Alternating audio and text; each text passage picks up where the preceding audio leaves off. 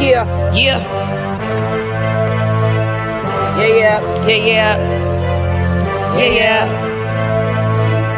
Yeah, you're now tuned into the one and only place where you can get what's needed on your plate along with what's going on in your hood. Candy Lady's gonna keep you up to date with events going on around your way. What's really good? SC by Black locally. Keep them dollars circulating in your own community. It's the SCBBL show. You're now tuned into the SCBBL show. Rock, rock on. Rock on.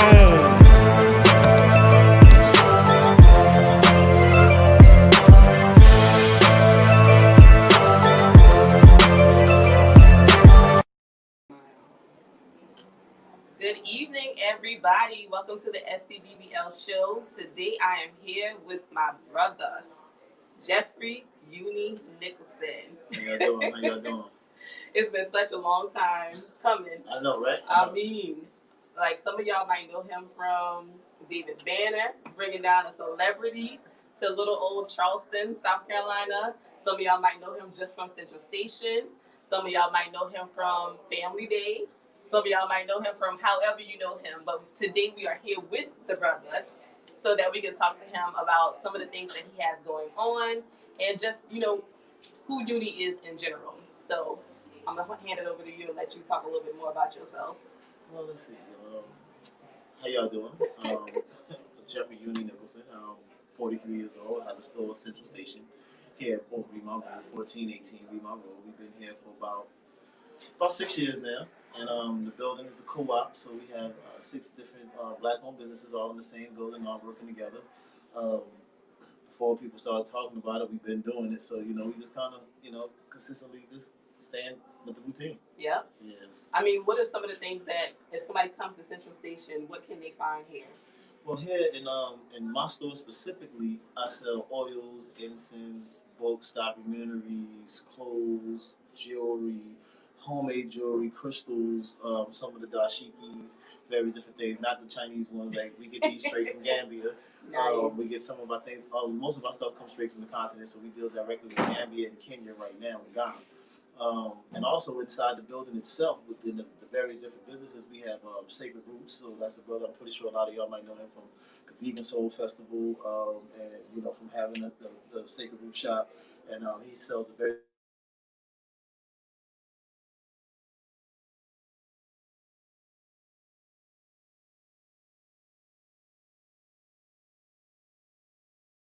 does natural hair, locks, twists, braids, and the whole gambit. In the very back, we have Charleston's finest, my partner Kev, and that's his shop where he does painting and window tint. Nice.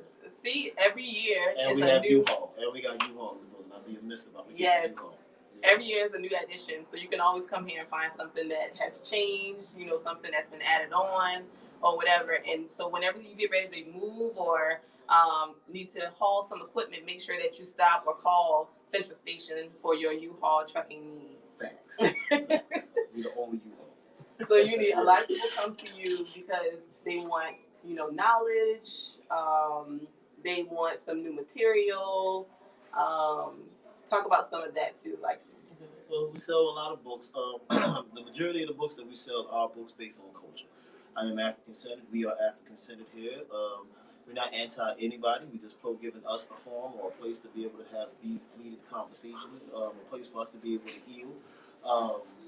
The brother Barudi says we need that safe haven for the future generations to be able to develop for the next 7 generations. So we were looking forward to creating that space and what it would look like today for us to start creating that safe space, regardless of a person's religious affiliation or whatever kind of decisions they want to make with their personal life. What we are dealing with this culture. We are African-centered, and we are just working with us to try to help us have a platform to succeed in again. Awesome. But I'm glad you went into the African-centered point because you also have an organization that's called the Communiversity. Correct. So Communiversity, that's our baby. So the Communiversity is a combination of 2 words, community and university. We first heard it from Leonard Jeffries. I don't care who said it before him. But community and university. So community is a group of people who work together, and the university is an institution of learning where people learn from and teach. So we are a group of people who work together that learns from and teaches each other. Nice. And so it's more of a, I think the term the lady used the other day, a leaderless movement. So we kind of like all work in our lanes. If everybody has their own lane, then we don't need to sit here and be arguing about who needs to be in what lane. We just need to bring these things together and make a highway. Yep, totally agree. So, do you already have people working in those lanes? We do. We have various different people. Oh man, the brothers and sisters. I'm gonna leave their names out. They know what I'm talking about. But we have people. Well, Ket, he's in the building, so I'll be amiss if I just say, people like Ket Wise, who has been working on the health program for us for years now. People like AJ, Ajane Davis. He's been working on our political scene and helping us get a lot of this together as far as, because everybody wants to say, nation build. And if you talk about building a nation, you have to know what that would look like. You know what I'm saying? Because you have to know what it means. You also have to know what it looks like. You know what I'm saying? If you want to have a nation, then that means you probably have public parks. And if you have a public park, how far away from the swings and the slides? You know what I'm saying? Like, you got to think about things that you wouldn't ordinarily think about. We have to be able to be prepared to have our own. Because if we are to separate, as some people would say, and have this all black everything, we will literally recreate what the Europeans have already created, because that's all we know. Yep. So we'll literally just make a black version of what they've done. Right. So we have to look at this stuff. Got it.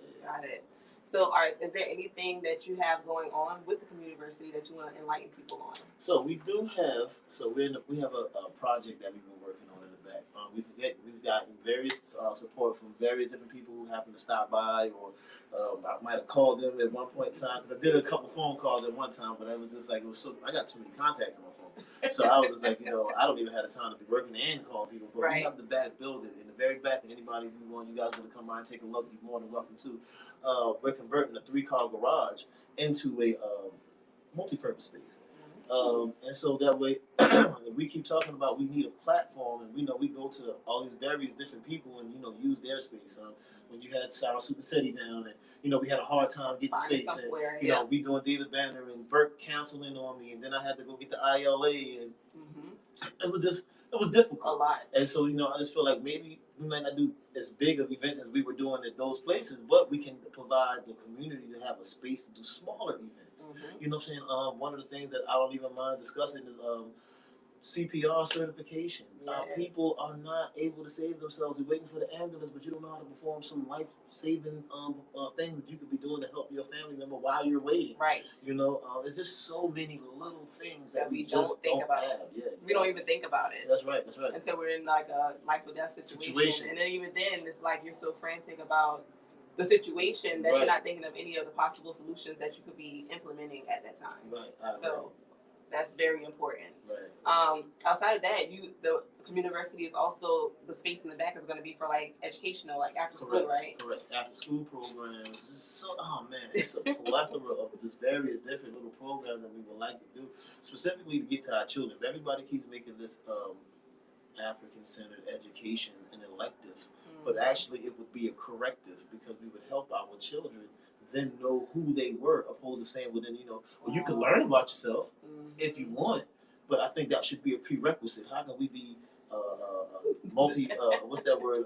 What everybody keep multicultural. We not even unocultural. We don't know anything about your culture at all, except for, well, are we the descendants of slaves? Yes, we're the descendants of slaves. No, we're not the descendants of slaves. We're the descendants of the people who were enslaved. And then when we start teaching them various different little parts of history, Google, I'll give y'all homework assignment.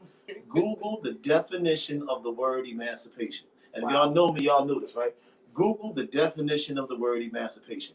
And it's going to give you the definition of it, right? And then right under it, it's going to say similar. And then under that, it's going to say the process of being set free from slavery. That's under similar. Wow. Then you go back, remove the definition of, and put origin of emancipation. Then you'll see 2 Latin words going through a breakdown. It would be X and then emancipare. X got shortened down to E, got brought with emancipare. Those words became emanciparet. Emancipat was transferred as property. So the emancipation never was a freedom thing. You know what I'm saying? It was just a transference of property. You know what I'm saying? So it's just like so many different things that we could just pay attention to, that it was just, these are very small things that if we just kind of highlighted it and then started teaching, we'll start asking the correct questions. The brother's so deep. He said it's not an elective, it's a corrective. Like, we need to understand our whole entire life. Like, we need to understand how to break this stuff down, how to know who we are, and how to progress after we know who we are. Correct. Because the African proverb is know thyself. Know thyself. Number one. Facts. Facts. Before you can know any, think of yourself like a zero-turn lawnmower. And if you put yourself in the middle and spin around and cut all the edges, you'll be able to stand in the middle. All we gotta do is center ourselves. It's not being self-centered, it's just centering yourself. Wow. And then you can see how things can make sense to you. Opposed to how when you go stop trying to run to everybody else's table, trying to make sense to them, and then start seeing how things are really coming to us. Wow. Man. What else can we discuss with you? You like I'm an open book, man. I'm an open book. I can do this all day. I do this. People say, man, I don't want to take up your time. I'm like, this is what I do. I get paid to do this. So. I mean, one of the things that I think anybody who has visited Central Station can know is that you're an amazing father. So if they see you, most of the times they're going to see your sons with you. Right. And they're going to see the mini-me who's like the mini boss of the whole operation. Right. If he was here, he would have took over the interview and like, I'm the boss. And then he would have had to sit down. I would have had to get up and probably stand over there. He would have been talking to me. We know that's probably why I had to send him home early today. So talk a little bit about that. Talk a little bit about being a boss, having your own operation, being a father, full-time, and just juggling the whole process for brothers who are aspiring to be an entrepreneur but haven't really figured it out. So what kind of advice can you give them? Man, it's hard and it's fun. And it's not as hard as we make it. Things are so much more harder than we make it. Things are so much more easier than we make it. We make things so much harder. I mean, it's just like, my little dude, he be here. Sometimes he gets out of line and he's a child, you know what I'm saying? But for the most part, he knows more about culture. He tells people about Amos Wilson, and he tells people about various different things. And I mean, like, because having him here with me, I feel like if I want to teach him something, then I have to learn it myself. Yes. I can't sit here and teach him something that I know is a lie or I think is a lie, and then expect him to then believe me and then realize that what I just taught him was a lie too. Right. So I start showing him what it really is. And now he walks around the store, he says he's the boss. I said, yes, you're the boss, but I'm the owner. Right. So you're the boss, but I'm the owner. Yes. You know what I'm saying? And now, just kind of put him in perspective and letting him know what it means. He's been running the register since he was 2. Awesome. He's 6 now. So, my 20-year-old, he watched me go from being in the streets, from being completely in the streets, being, dealing the life that I dealt with, to now. And then my youngest son, all he knows is business. Right. You know what I'm saying? So I see that as, growth, definitely. I think it's easy for a lot of us to get out here, I think, once we find that niche. Mm-hmm. But it becomes hard to find the niche because we like, what are we supposed to do? And because I know you, I can say this, your oldest, older than Jalen, when he graduated, he got a job and he became a manager within how long? Right, like a couple weeks. So it's and then he became the manager. Then he started working at another job, became the manager, got offered the manager position but didn't like the job. Mm-hmm. Quit, got another job, then got offered the management position over there, took it, and got called back to his other job with a higher price in the management position. So wow, I'm proud of the young little guy. But it just speaks volumes to they mimic what they see. So having that positive, enforcement in their lives where they're watching you work and be an owner and, do the various things that you do in the community. Right. When they go into these establishments, it's nothing for them to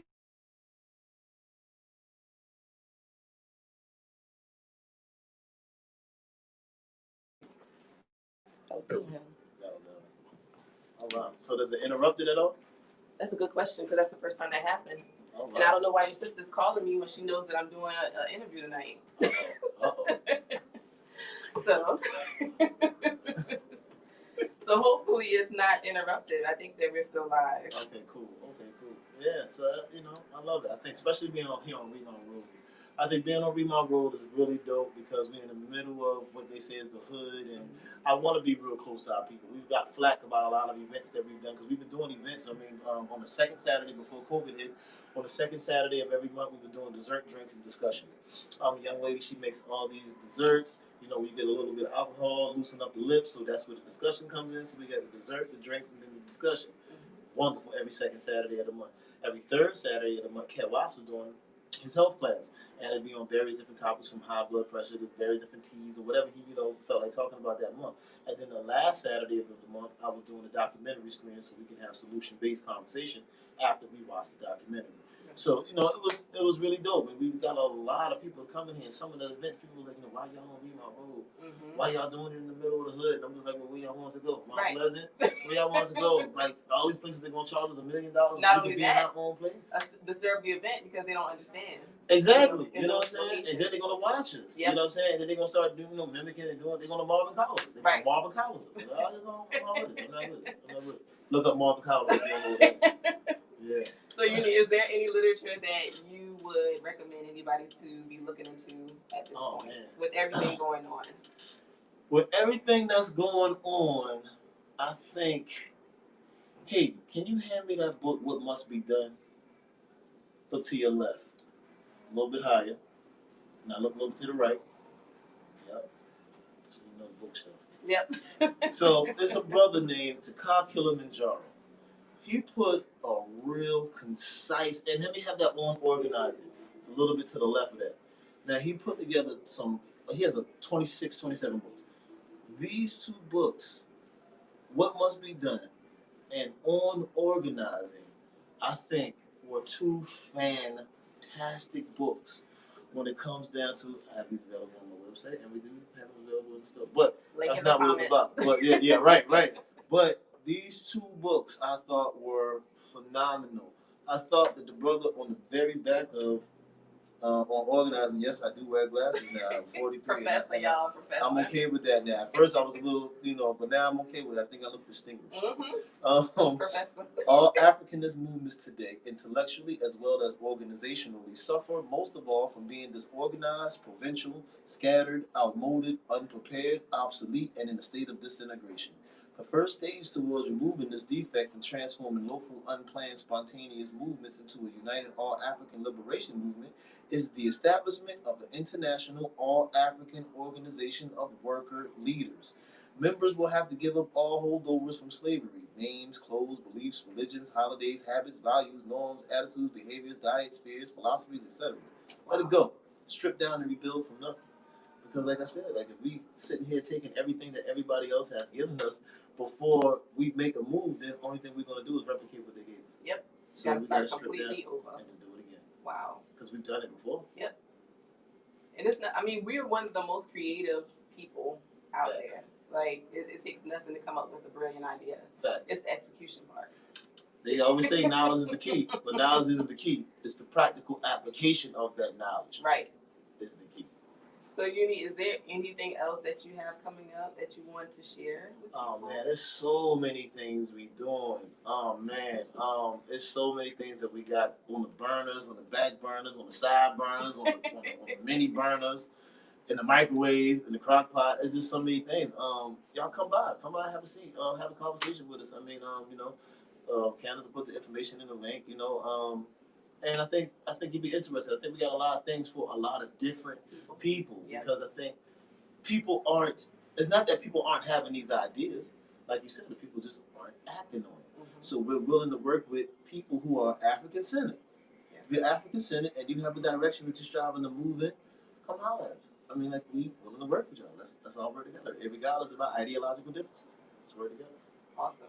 I think that's the best way to summarize it. Come by, see what's happening, see what's offered, see all the different products, all the different additional businesses that are in this, I call it the Big Red Building, that is a collective of Black business owners doing their thing. So stop by Central Station. The address is very easy to remember, 1418 Remount Road. That's right. So come by and see Uni and, check out his services and I know that you will leave with something a little bit more than what you came with, because he's going to drop a jewel even from you making a simple purchase. You're going to learn something about a crystal, a book, a shirt, whatever it is. Whatever the topic is of that day. Yeah, whatever is in the shop, you're going to leave knowing something that you probably didn't know before. So, Uni, it's been a pleasure. It's been my pleasure. Thank you for coming down to see us. Yes, for you sitting down with me and people know a little bit more about who you are, and I know that when they come by, they'll learn a little bit more. Yes, ma'am. All right. It's your girl Candace signing off for South Carolina by Black Locally, along with Uni of Central Station and the Communiversity. We'll see you next time. Peace. Peace. SCBBL show. Rock on. Rock on.